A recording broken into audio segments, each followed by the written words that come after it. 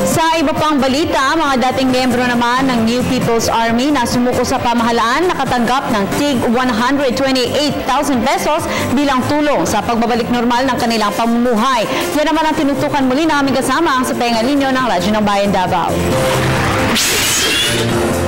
Apat na dating residenteng New People's Army o NPA na sumuko sa pamahalaan noong nakaraang taon ay nakatanggap na 128,000 piso kada isa sa Talaingot Tribal Center, Talaingot, Davao del Norte.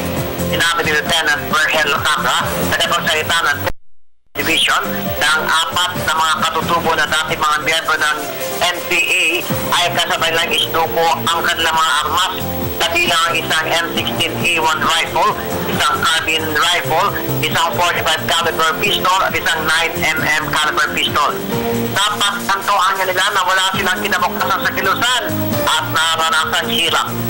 Ginanap ang programa para sa pagsuko ng mga armas sa ilalim ng Armed Forces of the Philippines o AFP Gun for Peace Program sa kampo ng 68th Infantry Battalion, kabilang mga lideres ng mga katutubo sa Pilar Libayaw, IP Mandatory Talaingot sa Davao del Norte.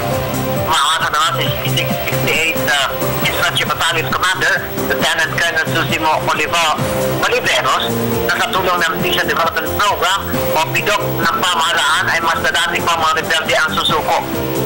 Mula Enero ng taong ito ay umabot na anya sa 47 ang mga rebelde ng baliklog sa pamahalaan sa iba't ibang units ng 10th Infantry Division.